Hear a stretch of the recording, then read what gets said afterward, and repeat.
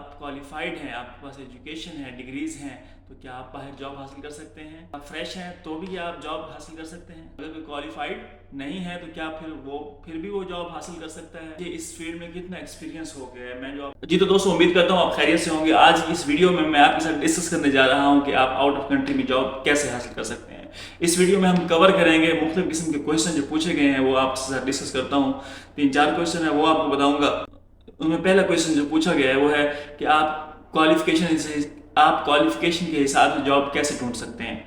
Number 2 पे जो पूछा गया है, अगर आप फ्रेश हो तो क्या आपको जॉब मिल जाएगी? बड़ा इंपॉर्टेंट क्वेश्चन है क्योंकि आपको पता है पाकिस्तान में फ्रेश बंदे को जॉब ऑफर नहीं की जाती। तीसरे नंबर पे है, अगर कोई क्वालिफाइड नहीं है तो क्या फिर भी वो जॉब हासिल कर सकता है? नंबर 4 पे जो क्वेश्चन है कि मुझे इस फील्ड में कितना एक्सपीरियंस हो गया है। मैं जो आप लोगों को जॉब के हवाले से बताना मैंने शुरू किया है, तो लोग मुझसे पूछ रहे हैं कि आपका इस फील्ड में एक्सपीरियंस कितना है और आप हमारी हेल्प क्या कर सकते हैं, ये भी बताऊंगा आपको। और आखिरी क्वेश्चन है कि अगर आप में कोई स्किल नहीं है तो क्या फिर भी आपको जॉब मिल जाएगी? ये सारी बातें जो है हम इस वीडियो में कवर करने जा रहे हैं। तो अगर आपने हमें सब्सक्राइब नहीं किया तो सब्सक्राइब कर दें, हमें लाइक कर दें हमारी वीडियो को। पहला क्वेश्चन है, आपकी क्वालिफिकेशन के हिसाब से आपको जॉब कैसे मिलती है? देखें, यहाँ पर ऑयल एंड गैस फील्ड की जॉब के हवाले से मैं यहाँ आपको बता रहा हूँ, इसके अलावा किसी और जॉब का जिक्र मैं यहाँ पर नहीं कर रहा। Oil and gas field civil construction की जॉब्स होती हैं, मुख्तलिफ किस्म की और जॉब्स होती हैं। तो सबसे पहले आपकी इंजीनियरिंग होनी चाहिए। अगर आपके पास DAE मैकेनिकल है या BSc इंजीनियरिंग मैकेनिकल में है, BS है, BTech है, इसी तरह दूसरी इलेक्ट्रिकल में हो गया, सिविल में हो गया, मैकेनिकल हो गया, ठीक है, और पेट्रोकेमिकल्स हो गया, केमिकल इंजीनियरिंग हो गई, पेट्रोलियम इंजीनियरिंग हो गई, ये सारी चीज़ें, इन चीज़ों में आप अगर आपकी स्टडी अगर इस फील्ड से रिलेटेड है तो आपको जॉब मिलना आसान है। नंबर 1 कैसे मिलेगी वो मैं आपको आगे चल के बताऊंगा। अगर आप ये सारी चीज़ें कर चुके हुए हैं और आप यहाँ जॉब करना चाहते हैं तो फिर आपको एक स्टेप लेना पड़ेगा। मुख्तलिफ कंपनीज के इंटरव्यू पाकिस्तान में आते हैं, आप इंटरव्यू देने जाया करें। लाजमी नहीं है कि आप जिस फील्ड में हो, अगर आप फर्ज करें आपने इंजीनियरिंग की हुई है मैकेनिकल की और आप चाहते हैं आप डायरेक्ट मैकेनिकल इंजीनियर सब इंजीनियर जाएँ, ऐसा नहीं होगा। आपको स्टार्ट 0 से करना पड़ेगा। आपको एज ए हेल्पर भी लेकर आएँ तो आप आ जाएँ। फर्स्ट टाइम आना बहुत मुश्किल है, गल्फ में एंट्री करवाएं अपनी, उसके बाद अच्छी फील्ड में आए। अपनी मिसाल आपको दूँ, 2017 में मैं फर्स्ट टाइम डेस्कॉन एक कंपनी है पाकिस्तान की, बड़ी मशहूर मारूफ है, आप जानते होंगे, उसमें एज हेल्पर मैंने स्टार्ट किया था। जो पुराने दोस्त मुझे जानते हैं उन्हें पता है। हेल्पर आया था 2017 में, 960 दिरहम सैलरी थी, 1000 दिरहम भी नहीं थी, उसमें 27-28 रुपये का दिरहम था। तो अगले साल जब मैं आया तो मेरी 2500 दिरहम प्लस होती थी, और एक इमदाद कंपनी है इंडियन, उसमें मैं आया था। मतलब अगर मैं 0 से स्टार्ट ना करता, हेल्पर ना आता, तो ये बहुत डिफिकल्ट टास्क होता मेरे लिए दोबारा इंटर होना इस फील्ड में। वो टाइम अच्छा था, एंट्री हो गई।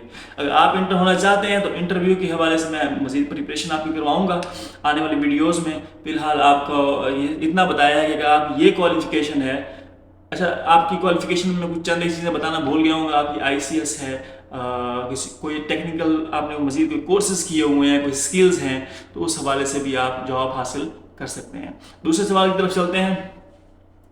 अगर आप फ्रेश हैं तो आपको जॉब मिल जाएगी? जी बिल्कुल मिल जाएगी, चांस पर डिपेंड करता है। कंपनीज 100% जो मैन पावर लेके आती हैं उसमें 20 से 30% फ्रेशर लोग होते हैं। कुछ सिफारशी होते हैं, कुछ का लक चल जाता है, ज़रूरत होती है कभी कभी, तो उनको लेकर आ जाते हैं। रिसेंटली मैंने एक इंटरव्यू दिया, मेरे पास पासपोर्ट नहीं था, इंटरव्यू में मेरी सिलेक्शन हो गई और 1 जनवरी को मैं इंटरव्यू दे रहा हूँ, तो इंटरव्यूअर ने मुझे कहा कि मुझे पासपोर्ट दो। मैंने कहा पासपोर्ट तो मेरे पास नहीं है, मैं घर भूला है। उसने कहा सॉरी आपने हमारा टाइम वेस्ट किया है।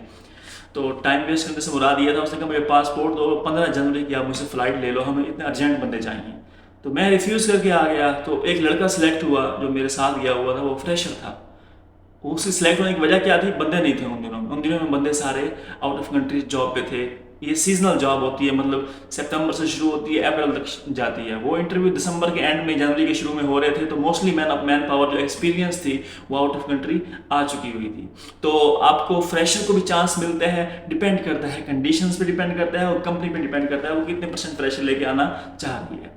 अब तीसरे क्वेश्चन की तरफ चलते हैं। अगर आप में कोई स्किल है तो क्या आपको जॉब मिल जाएगी? मतलब ये है कि अगर आपकी क्वालिफिकेशन नहीं है, आपकी स्टडी नहीं है, आप फिर भी जॉब करना चाहते हैं, तो उसके आसान हल ये है कि आपके पास कोई ना कोई स्किल होनी चाहिए। स्किल समझते हैं, मैकेनिकल फिटर की जॉब होती है वो मिल जाती है, मैकेनिकल हेल्पर की जॉब मिल जाती है, क्लीनर की जॉब मिल जाती है। इस तरह की बहुत सारी और जॉब्स हैं जो नॉन एजुकेटेड पर्सन को आसानी से यहाँ पर मिल जाती हैं। यही कंपनियाँ लेकर आती हैं, क्योंकि इन कंपनियों ने सिर्फ हाई फाई जॉब तो नहीं करवानी होती, नीचे का निज़ाम भी संभलवाना होता है। तो वो जो अनएजुकेटेड पर्सन होते हैं उनको भी ले आते हैं, अच्छी सैलरीज पे लेके आते हैं, उनको भी तकरीबन 1 लाख महीना बन जाता होता है, उनको भी लेके आते हैं, उनको भी जॉब यहाँ पर आसानी से मिल जाती होती है।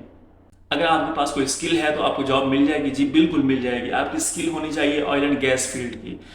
ऑयल एंड गैस फील्ड के अंदर स्किल्स मुख्तलिफ किस्म की हैं। पहले 2-3 स्किल्स मैं यहाँ पर डिस्कस करता हूँ आपके साथ। नंबर 1, आपके पास फिटर का एक्सपीरियंस होना चाहिए। फिटर में किस किस इक्विपमेंट पे काम किया हो, हीट एक्सचेंजर की मेंटेनेंस का आपको पता हो, वेसल की मेंटेनेंस का पता हो, उसके बाद कॉलम की मेंटेनेंस का पता हो, ठीक है, फिर फैंस की मेंटेनेंस का पता हो। इस तरह की मेंटेनेंस अगर आप करना जानते हैं, खराद मशीन का एक्सपीरियंस हो आपके पास, ठीक है, मुख्तलिफ किस्म के और भी छोटे मोटे एक्सपीरियंस, आपकी स्किल पे डिपेंड करता है आपने कौन कौन स्किल हासिल की हुई है। उस स्किल के हिसाब से आपको जॉब यहाँ पर कंपनी ऑफर कर देती हैं। जब आप इंटरव्यू देने जाते हैं तो स्किल बेस पे बंदे को लेके आते हैं। यहाँ पर मोस्टली फिटर्स जो होते हैं, जो हाथ से काम करने वाले होते हैं, वो भी हेल्पर ही होते हैं, अनएजुकेटेड होते हैं, या फिर वो डिप्लोमा होल्डर होते हैं मैकेनिकल के। पहली शटडाउन 2-3 शटडाउने वो as a fitter, as a mechanical helper लगाते हैं, और उसके बाद वो 3-4 शटडाउनों के बाद, 5 शटडाउनों के बाद as supervisor foreman job continue करते हैं अपनी।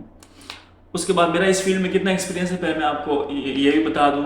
इस फील्ड को मैंने 2017 से स्टार्ट किया था, और फिर 2024 ख़त्म हो रहा है, तकरीबन आखिरी महीना शुरू हो चुका हुआ है।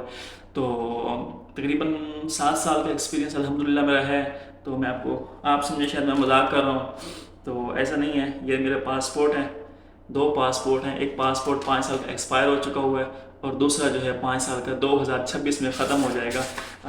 और काफ़ी सारी स्टैंप्स मैं इस पर लगवा चुका हूँ। ये मेरा पासपोर्ट है, मैं आपको दिखा देता हूँ। गौर से देखें तो आपको नजर आ जाएगा कि 2026 में मेरा पासपोर्ट एक्सपायर हो जाएगा। सारी जितना भी स्किल्स मैंने सीखी हैं, जो जो इंटरव्यू में मैंने क्वेश्चन किए मुझसे हुए हैं, और जो जो चीज़ें मैंने इंटरव्यू दे के सीखी हैं, वो सारी चीज़ें मैं आने वाली वीडियो में इंशाल्लाह डिस्कस करूँगा आपके साथ। आपकी इंटरव्यू की प्रिपरेशन भी करवाऊँगा, और आपके क्या क्वेश्चन है वो आप मुझसे कमेंट बॉक्स में पूछें। इंशाल्लाह आने वाली वीडियो में वो भी क्लियर करने की कोशिश करूँगा। और आने वाली वीडियो में मज़ीद मैं आपको बहुत खोल कर एक्सप्लेन करने जा रहा हूँ। इंशाल्लाह उम्मीद है आपको जॉब दिलवा के मैंने सुकून से बैठना है, ठीक है। तो हमारे साथ जुड़े रहिए, इंशाल्लाह मिलते हैं अगली वीडियो में। सी यू, टेक केयर, अल्लाह हाफिज़।